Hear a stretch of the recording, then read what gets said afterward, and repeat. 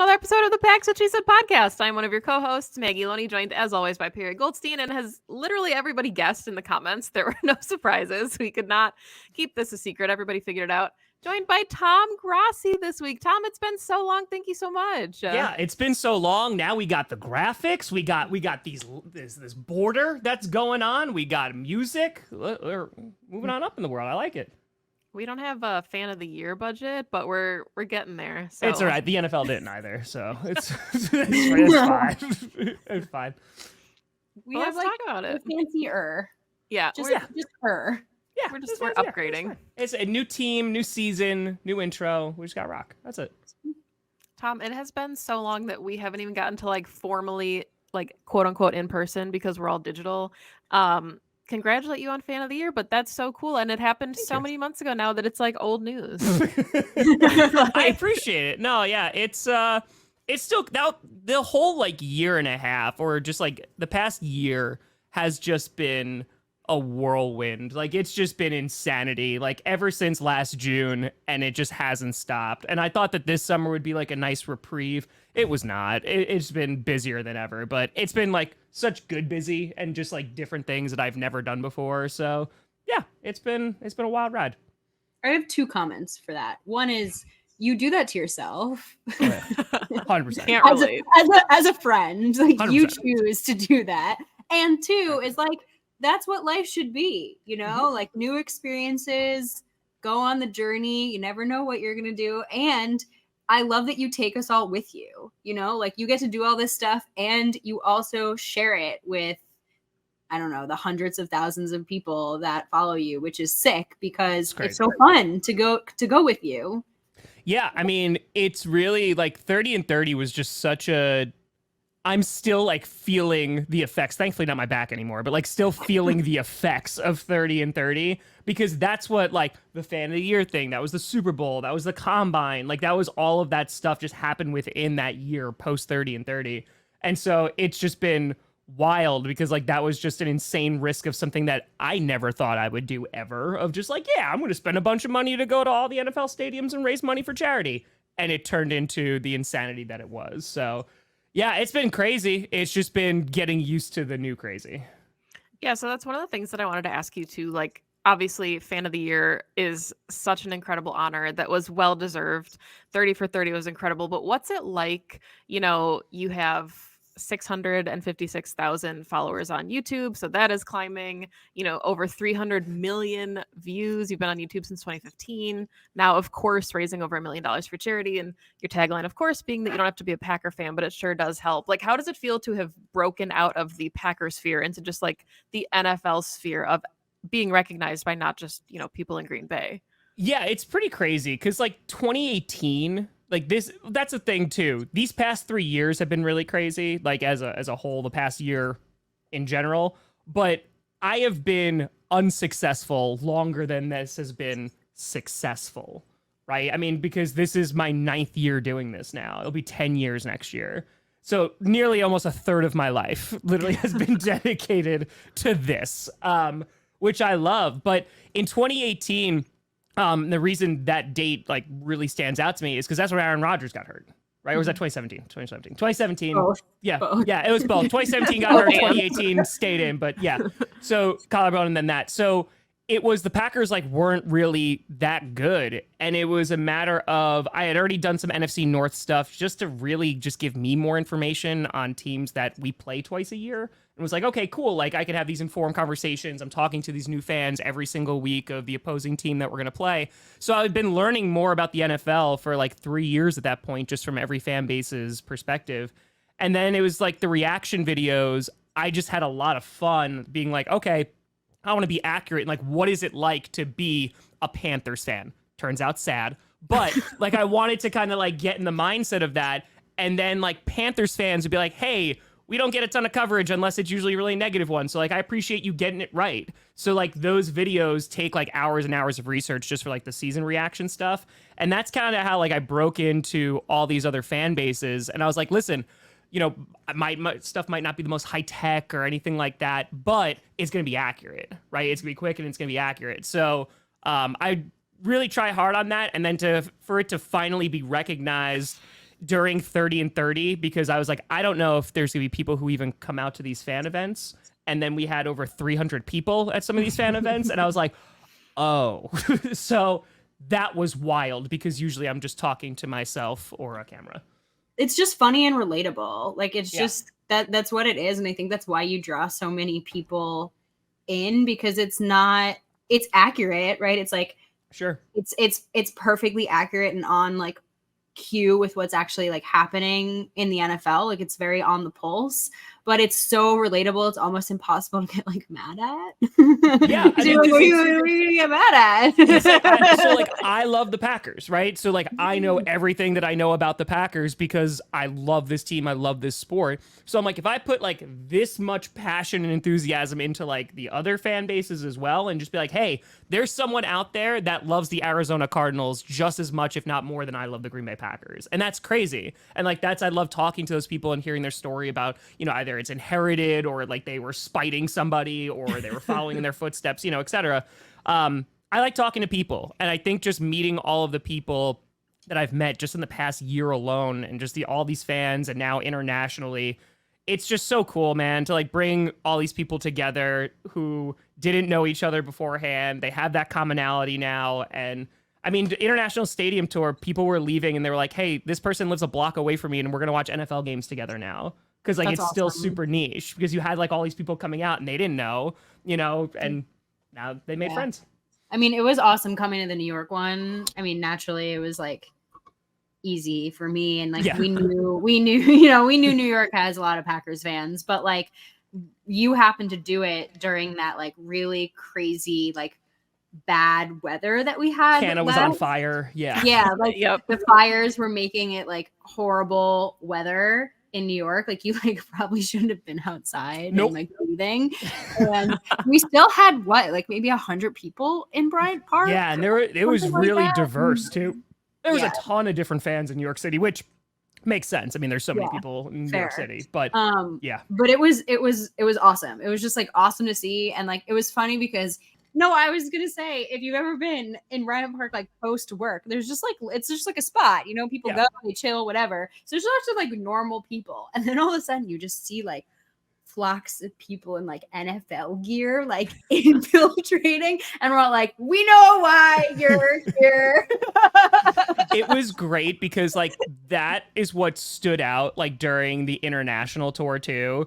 I was like, oh, like where is everybody? Because like I'd never been to these places before, like I'd never been to these venues, and I just had to follow NFL jerseys. I was like, okay, they're right over there. So yeah, it was just like a beacon of where the people were at. That's incredible. I love that. So I want talking about like your YouTube channel and the growth that you've seen from that. I wanted to ask you like what your favorite things to do are. Is it like the live streaming of the Packer games? Is it the coach series? Is it the fan reacts? Is it working with like Perna and some of the other people you get to talk to? Like what is your favorite part of being a YouTube creator? That's a great question. I mean, there's a couple things that stand out. Anything that like really forces me to be creative, I really like. So for example, like I started last season, week 2, I had an idea and I was like, you know, that whole like NFL scripted joke, I was like, I don't know if that's been run into the ground, but I have like an idea of like, it could be a series, it could be pretty good. And it is now the most popular thing I've ever done. So like, it's the most popular series. Literally, I created it year 8 and people were like, this is the greatest thing you've ever done. So I really enjoy that because it forces me to like creatively recap the week, but like go back and be like, okay, like if this was scripted, how would this get talked about? Right. And so I do really enjoy that. The game streams have been insane because I stream, oh boy. So now A lot. Yeah, a lot. It's every Packers game since 2018, every primetime game for the past 3 years, every playoff game for the past 3 or 4 years at this point. So I stream minimum Packers game, Sunday night, Monday night, Thursday night, and that's just the games. And then Saturdays when those games start. I love streaming. Like You don't I miss do, watching like in other settings. because the way that I look at it is I love football, and so I'm gonna watch the game anyway. Right. So that's when I originally started in 2018 streaming Packers games. I was like, I'm already watching this and I'm already going nuts. I'm yelling at the TV and like, you know, being a fan. So I might as well like turn a camera on, maybe there'll be some people that join. And like I remember very vividly like 8 people being in there, 9 people being in there, like nobody talking. I remember the first Q&A I did, like there were no questions. It was just me going, all right, well, I guess I'll answer this question that I've made up on the top of my head. So I've like gone through it and have seen when there's 8 people in the live stream, and the past 49ers Packers game for the divisional round, we had 50,000 people in there at once. So to see that evolve and to see the same people show up every single week and the community just get stronger and stronger and the raids of smaller channels to like help out smaller creators, like, yeah, it's one of my favorite things because it allows for the most interaction.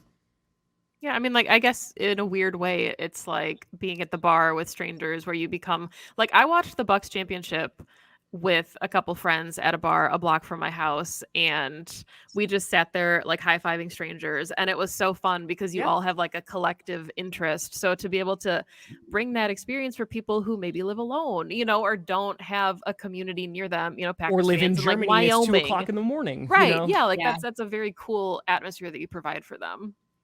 Appreciate that. Yeah, it's just, and again, like everybody's welcome. Just don't be an a-hole. Like that's it. Right. It's super easy. Like just don't be a terrible person. Like it's all good. So It's like I a feel good like life the advice. idea of community changed a lot post COVID. Also, where Yes. like community in person, like it doesn't have to be in person, right? So like the streaming idea, to Maggie's point, of like providing that platform or that like environment for people to like watch together, it feels more real now because we at one point didn't have any other choice. And now it's like, okay, yeah, hop in a stream, watch with everyone, and it feels more close knit. It feels very real. And that's really nice, especially like, I mean, again, as someone who grew up, you too, Tom, in a place where not everyone around you is the same fan as you. No. You don't necessarily have that. I don't have any Packers. I mean, now I have Packer fan friends in New York because I've sought them out. But Sure. like growing up, I didn't at all. I was like the odd man out. And so like if I had that, that would have been awesome. I just had my family. Yeah, I mean, we also grew up in the days of like MySpace and like, you know, things like that where the internet wasn't, well, like we had Cheesehead TV, right? Like they're like being a blog, like, yeah, like they were like one of the first blogs to be like, hey, like we're gonna talk about the Packers, we're gonna rock with this. And I think just the way that's evolved over time, because if you're a fan, I think for the most part, like you seek out other fans. Like I will remember vividly the first Packers game I went to. It was the game that Brett Favre, this was Michael Strahan's sack record. We won like 35-3. That was my first NFL game. And like that was one of the first time I saw like a group of Packers fans. And I had been a Packers fan since I was 6, so I'd been a few years now. And like I think I had a hat, maybe a jacket that was Packers. I'd never been to Green Bay. I didn't go to Green Bay till I was in my 20s when I could afford it. And it like in that, those kind of things are relatable, right? Like people who are international, people who live in New York, people who live anywhere else besides Green Bay, Wisconsin, you know, you gravitate towards like those little things. Like I still see a Packers hat like in the street in New York. And I'm like, go Pack, go. Like you have to. Same. Because like that's that community and like that commonality that brings you all together. So was it a trip being international? Like, was it even weirder being international and being like, because the NFL is inherently like, people outside of the US call it American football. I mean, it is so American, right? And we know now that it's spread so far and wide, right? They're doing all these games international. I mean, the Packers are going to Brazil this year, week 1. So was it even more of a trip to like meet international Packers fans, or did it not feel so crazy? I think it wasn't as crazy because for years they had been in the streams. And I think like when we're watching Sunday Night Football and it's 2 o'clock in the morning in Germany when the game is starting, and they're like, I gotta get up in a few hours to go to work, and like I'm staying up for 3.5 hours to watch the Packers. Like it was years ago that I was like, oh, like these are diehard fans. Like you gotta be pretty hardcore to be like, hey, I'm gonna get 2 hours of sleep and then go to work for a full day so I can watch my football team that's across literally an ocean. So it wasn't as surprising, but I think it was just I will say, so 30 and 30 was insane. And we had a lot of people come out for 30 and 30.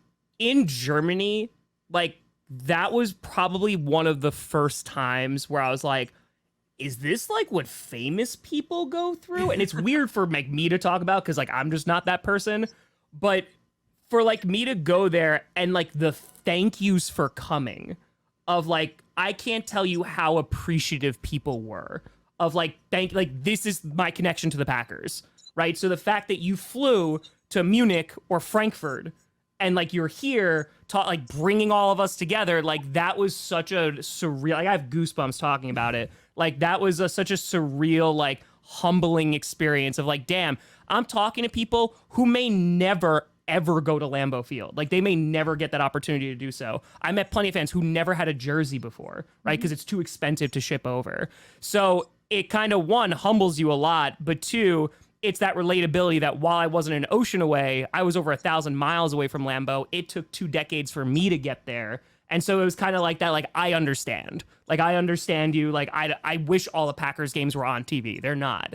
You know, and these fans, they were just getting the Super Bowl once a year and still were Packers fans, right? Like, that's fandom. And I think that's just, it's really cool.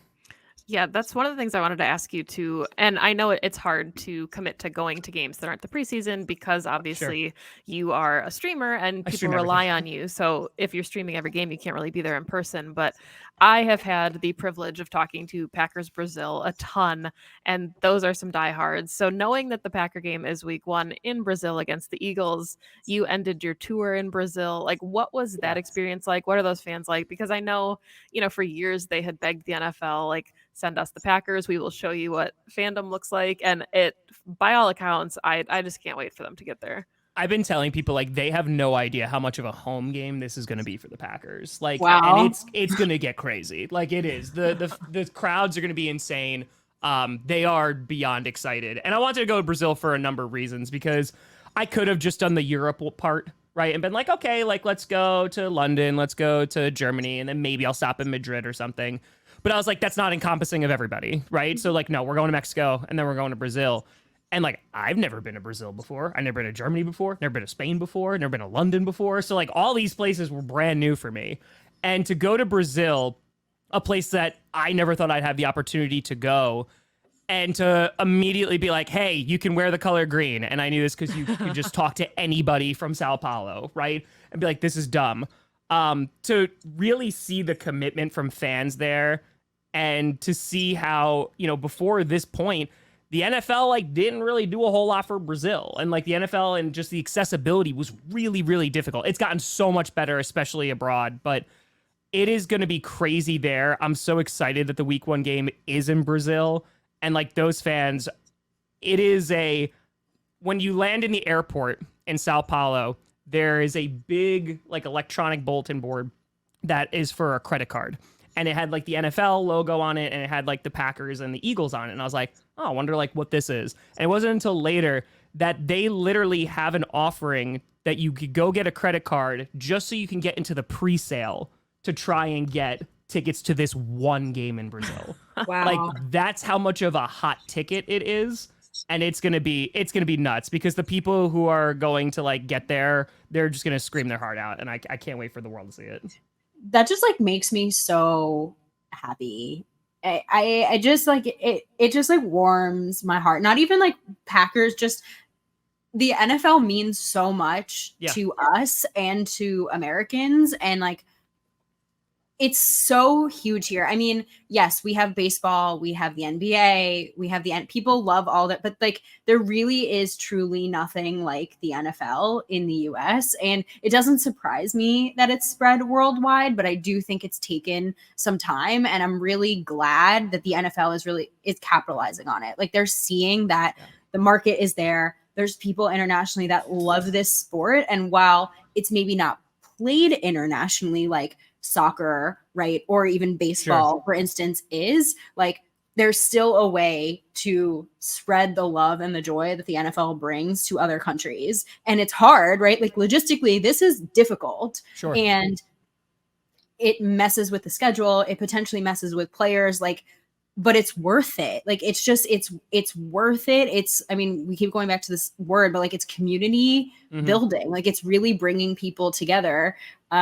And I'm excited to see how it goes in South America. Like we've done the Europe thing, I think a few years now, and it's going really well. But I really think that like it's just going to blow everybody away. I think it's also going to be a very different kind of experience than like, so for example, like in Germany, those crowds are pretty great too. The London crowds are great too, don't get me wrong. They just have had the games more often. But like Germany, right? Like they're singing Take Me Home Country Road like every single time that they're over there. Like the chants are going to be nuts. When I went to Madrid, like going into that stadium, and I mean this wholeheartedly, I had the opportunity to go to the Super Bowl this past year, right? Which was nuts. First Super Bowl, all this stuff. The amount of energy and how loud it was in Madrid, in the Bernabeu, just celebrating Real Madrid winning their 15th title, right? It was louder and more energetic than the Super Bowl, like significantly more. And so, like, when a game is going to get played there, when you have the diehard NFL fans who have been waiting for years, who have been watching it since the 90s, and they were getting results like a week or a month later. So, like, week 1 would happen, they wouldn't know until week 2. Because then they'd have, like, a little thing on the TV of, like, oh, this is what happened in week 1. Or they'd get it a month later. Or they would just get the Super Bowl, right? For years and decades, that's all they would get. And so to have like that's what the international stadium tour was to also show, because there's definitely people who are like, oh, we're missing out on a home game. You know, it should be played here. It should be played in this, whatever. The amount of fandom and love that these fans have for this sport is beyond anything that I have seen. So for you to have that level of commitment, yeah, they deserve a few games. And so like, I'm super excited for Brazil. I was so happy to go meet fans over there because like they are some of the most passionate fans I've ever met. Yeah, Wow. I mean, I think it's really cool too. Like, and it kind of works both ways. Where like we've seen in the last couple seasons now, the NFL's like international player pathway. The Packers have Kenneth Odumegu on their roster. So like the game, not even just like from a fan perspective, but actual like really talented athletes being able to come over and like experience the NFL has been really cool. So we talked about Brazil a little bit. Obviously, you will not be there because you'll be streaming with all the fans who weren't lucky enough to get a credit card to get tickets to that game. But let's talk about the season, like games you're most excited to see, opponents you're most excited about, maybe a record prediction or where you think the Packers are going to go. Yes, How Perri. you feeling about this team, boy? I'm like beyond excited about this football team. Like, I mean, how could you not be? Like, they are like the youngest team and they almost knocked off the defending NFC champions, right? Like, how could you not be? Because I feel like, yes, there's gonna be more expectations this season. And last year was, I try explaining this to people and I know it always comes out as like, but like last year was also, I know starting the season, it was a bit of a relief to be like, it's nice to have zero expectations for this year. And it's a completely, right, it's suffering from success. But it's when you have a Brett Favre and Aaron Rodgers, okay, they're your quarterback. It's expected you're winning the Super Bowl every single year. And we're lucky enough that, you know, that we were able to go to 3 with 2 quarterbacks and win 2, but not getting there. And every year you're like, well, that's another year down. Oh, that's going to be a different team next year. Oh, we're not going to have those guys next year. Oh, it's going to cost more money. And to just be like, what are we doing at safety? And Mark Murphy's like, nah, I don't know. What are we doing at wide receiver? Everyone's under 25 years old except one person. Okay, fine. And it literally was like, throw your hands up and be like, we'll see what happens. I mean, they traded Rasul Douglas, right? And they're kind of just like, yeah, all right, well, we'll see what happens. And then they go on a run and they're the first 7 seed to win a game, you know, in this new playoff format. So I'm excited for the offense, of course, you know, and Love and just continuing to see those receivers develop. I'm excited for our running backs. I'm excited to see like what nuance there's going to be there. The only thing that, of course, is I'm going to be cautiously optimistic about is the defense. And it's just because we just don't know. We don't know about Stokes. We don't know about Halfley. I love everything they're saying. I love everything that he was saying in his press conference. I was like, I like what Mike Pettin was saying. Joe Barry, I don't ever know if I liked what he was saying. But at least here, I'm like, they're at least trying to address it. And I think the biggest indicator was going and getting McKinney. Because like explaining this to non-Packers fans be like, no. When Goody went crazy years ago and got the Smith Bros and Billy Turner and Adrian Amos, I remember I was teaching and I was like, really? I was in first period. I was like, I can't talk about this for 9 hours.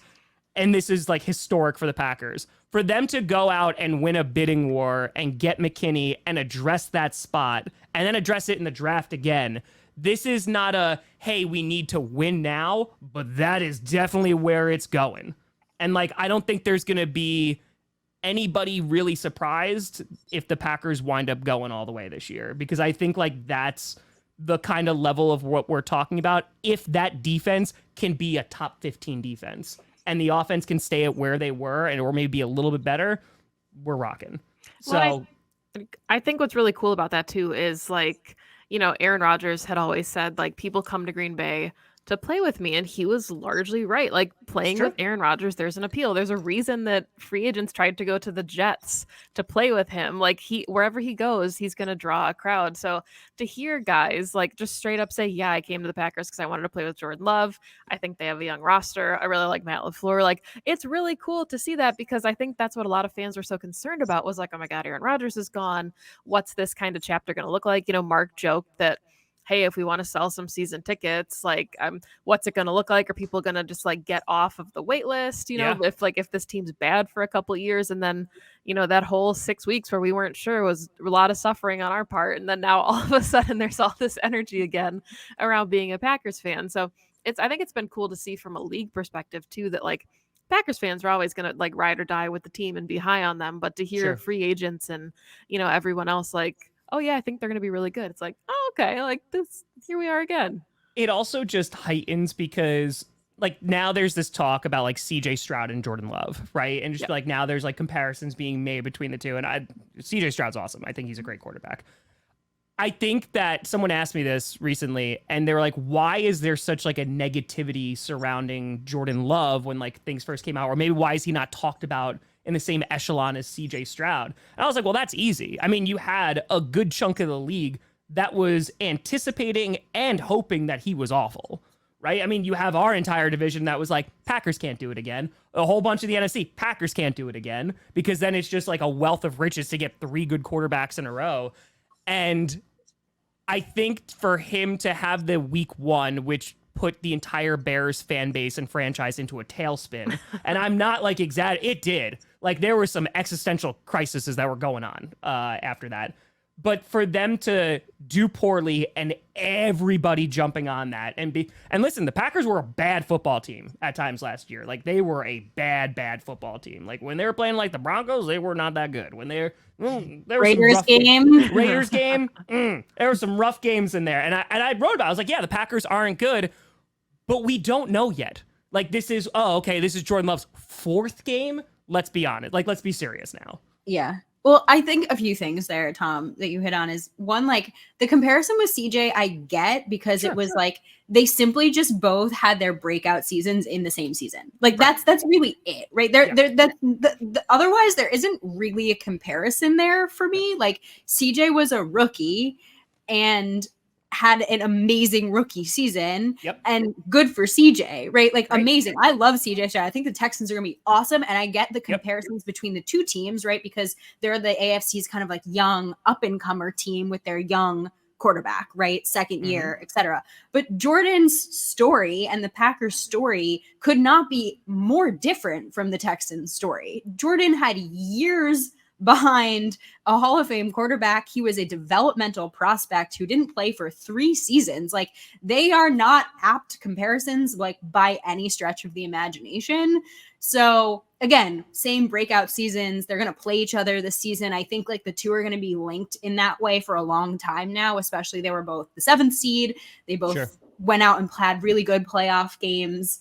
One won, one didn't, whatever. It doesn't matter. Awesome. Like I'm rooting for CJ Stroud, but like the comparison to me is like an interesting one because if you really look at their beginnings, they're actually like not the same at all. Yeah. And to your second point, like the Packers having their struggles throughout the beginning of the season were not really Jordan's struggle. Yeah, like, yes, he had plenty of his own struggles, but it was like a holistic struggle. And it's very easy. You're always as the quarterback going to like shoulder a lot of the blame because that's just the nature of the sport and that's the nature of being the quarterback. But like I have gone back and watched some of those games just like out of curiosity, honest, because like recency bias is so real.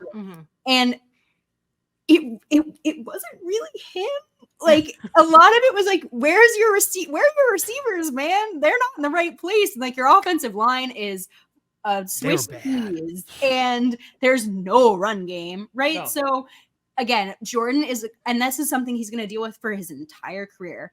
You are going to get blamed when things go wrong, and you're going to get more of the praise when things go right. Like, this is a full team sport, but it was fun to watch the arc because, again, team sport. As things holistically got better, obviously Jordan started to succeed more because that's just how this goes.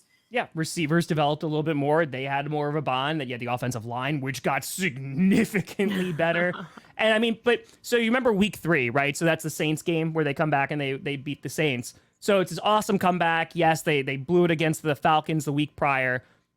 The negativity around Jordan Love, then it was, well, is he completing enough passes? Oh my God, the Like deep that- pass, the deep ball. But that's what I mean, right? So it was even when they were winning, well, I don't know. He didn't hit this metric. So I think there was always going to be some negativity surrounding that. I think some of that was dispelled because of the way Aaron Rodgers left. I think if Aaron Rodgers left after his MVP season, I think the microscope that Jordan Love would have been under would have been significantly more. And so, yes, while we can sit here and be like, oh, we should have traded him after this, I think having another year, Tom Clements again, like having another offseason, working on the footwork, like it paid off, and he went through the struggles last season, and I'm sure there's still going to be growing pains, right? That last throw against the 49ers is not great, but that's what you expect a very young quarterback to do.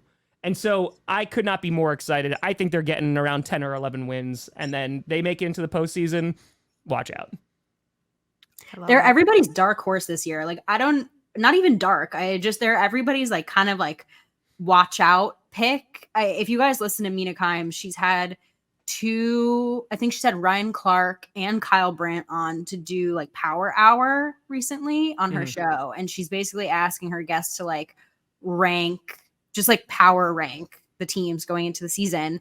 And the Packers for both of those guys and her are in top 10, like easy top 10, like top 7. Yeah. I mean, they like when you talk about expectations, Tom, like this is not just expectations from Packers fans because of what we watched last season and because like we know this team in and out. Like this is expectations league wide. This is like everybody got put on notice, especially that Cowboys game. Yeah. Even the 49ers game, like going toe to toe with the champions, with the representatives for the NFC in the Super Bowl, like they put the league on notice. And now we're going into the season saying, okay, like this team has potentially what it takes to go all the way. We see you, but now you have to perform. And that's going to be, I think, what everybody looks for, especially in this young team. And I think based on what we saw last year and their ability to kind of like let everything roll off their backs, I feel confident that they're going to kind of just keep that same mindset. But that's the only thing that makes me worried is that like whether expectations are going to feel heavy or not. Sure. And so I'm going to tell you a very quick story. So when I was in Vegas in February, I got invited to a St. Jude dinner. And at this dinner was Kevin Burkhardt, who's the commentator for Fox. And we talked afterwards, and he said that he was talking to Shanahan, and he was like before the Packers 49ers game.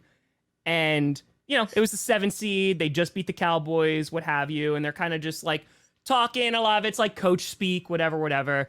And that's kind of what he was expecting from Shanahan. And Shanahan like stopped and was like, no, like this team is good. Like we're going to have a tough time like against them. Like they're coming to play. And they did. I mean, like the Packers could have won that game. So I think it's not even just like outside folks seeing it. It's like people within the league and even like coaches who are like, oh, like Jordan Love, it was that Thanksgiving game, man. Like it was once we went into Detroit, which I'll be very honest, I pick the Packers to win every single week because I'm a homer. Now, do I think they'll win? That's a different story, but I'm going to pick them to win always. That game, I was like, oh, we're injured really bad. Like it could be a rough Thanksgiving. It could be a rough, and they beat the pants off of them. Like, so for that to happen, I was like, oh, things are starting to click now.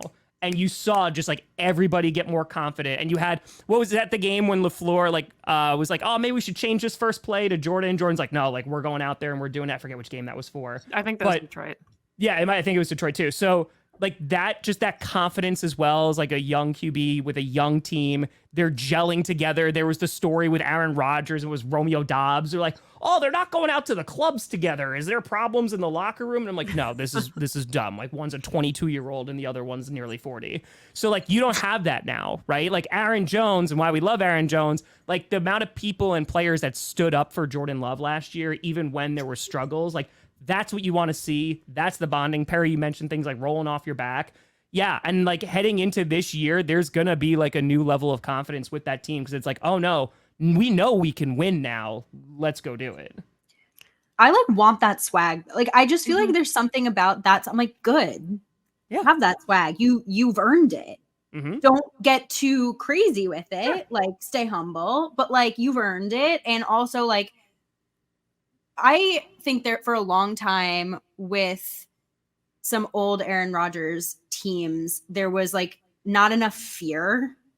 I agree. People, right? Like people weren't really afraid. They were afraid of Rodgers. They're afraid of Aaron Rodgers. Because he you should be. Yeah. But as a whole, people stopped being afraid of the Green Bay Packers. And I like to see from your story, Tom, like, good. You should be afraid. Like, let's turn this on its head a little bit.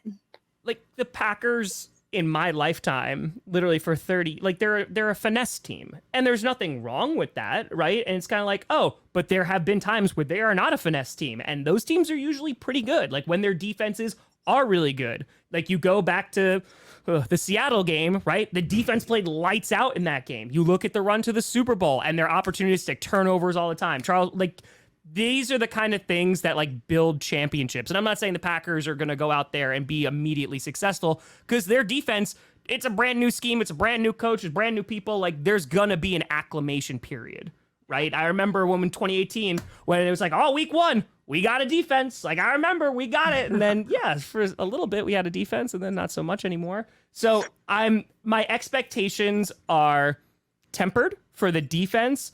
So I'm going to look to the offense because for the past couple seasons, we've been looking at the defense. Goody said we were looking at the defense to kind of carry the weight while the offense figured it out. That was for Rodgers last season. That was for Love last, and it just didn't work out. The defense never really picked it up to that level where they needed to.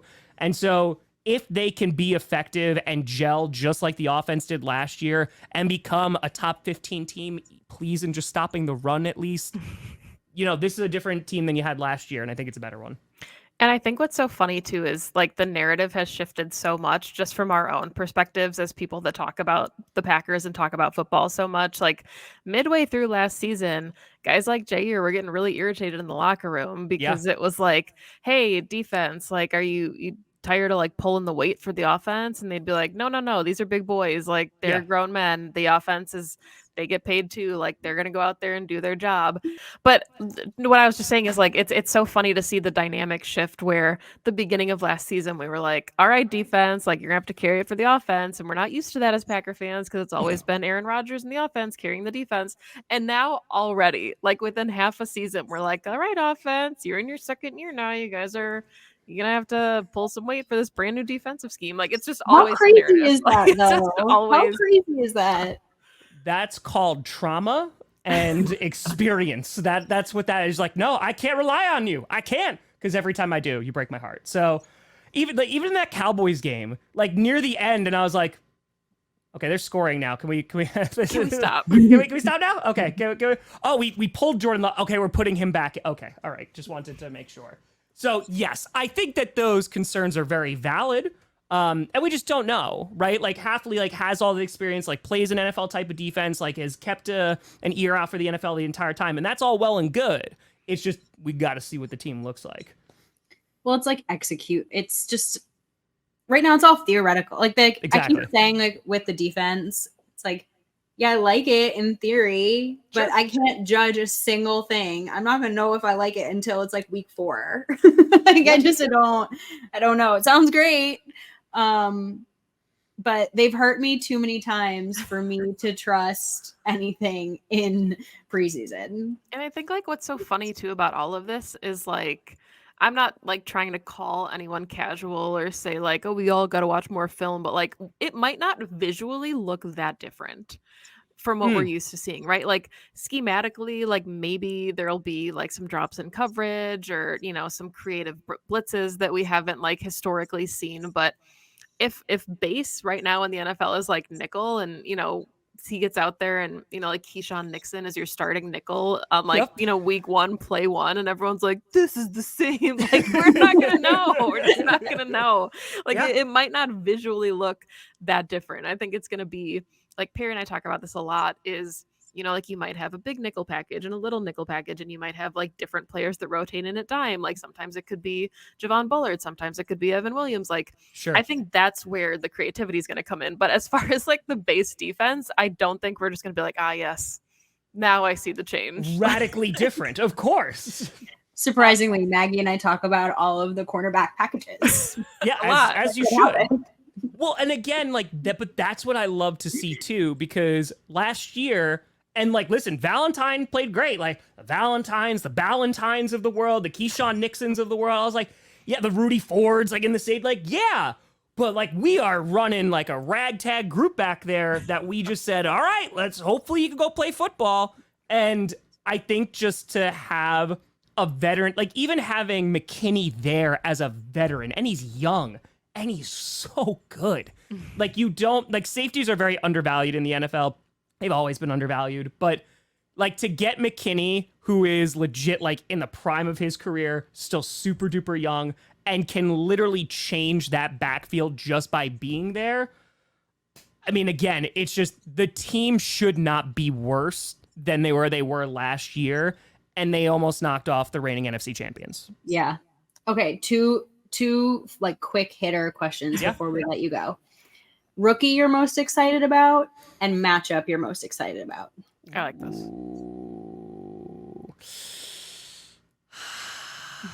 All right, do I go running back here? Because getting real excited. Getting real excited about a certain running back. Me too. Perry's been on the Lloyd train for a very long time. I cannot wait to see Lloyd. Like I think it's gonna be sick. I mean, if Josh Jacobs could just stay upright and stay healthy, like they got a better run offensive line than the Raiders ever had. Like yeah, it's gonna be sick. So like if he's not 1, he's 2. The other guy that Bullard, I'm really excited to see too. But I think Coop, like I really want to see Edgerrin Cooper and how he's going to play there. Because Quay Walker is my like guy for the season. I was like, he was our best middle linebacker last year. Like he's probably going to be our best middle linebacker this year. Let's see how he looks under Halfley. But like we desperately needed another linebacker. So no more Campbell.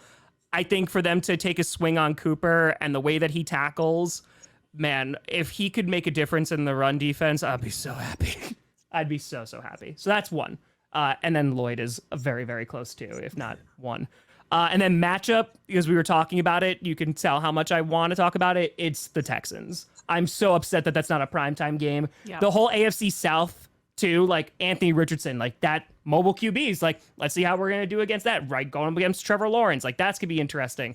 But yeah, CJ Stroud coming to Lambeau, I mean, come on. You have 2 very young teams. You have 2 teams that could be seeing themselves, you know, in a big game, maybe within the next like, 5 or 10 years. So I think that's the game that I have circled because it's also going to be a really great test for the Packers. Because like Perri, like I think the Texans are going to be really good this year.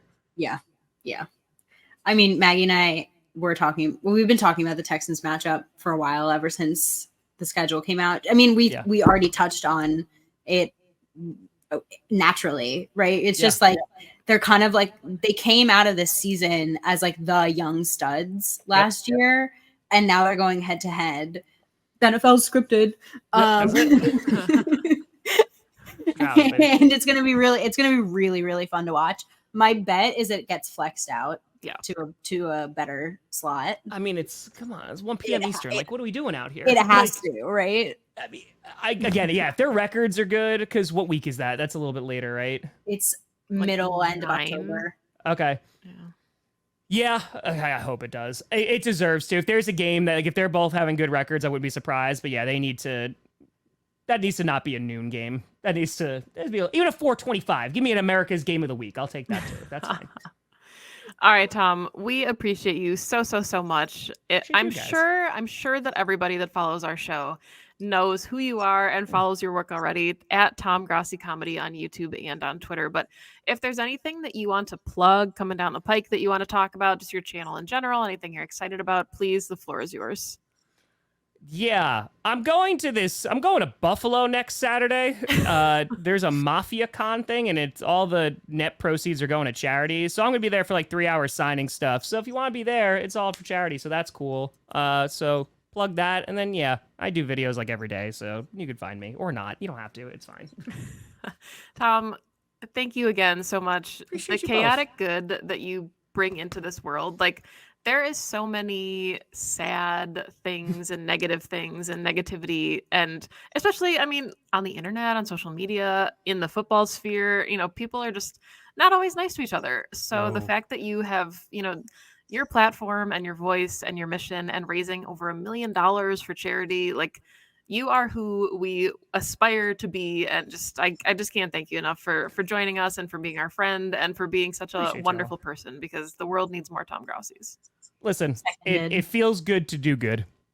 That's it, right? Like, the people, are you tired? Like, aren't you burnt out? Yeah, since 2019. But like, you show up, to one of these like fan events. You show up to, for the charity element of it, which is obviously the most important part.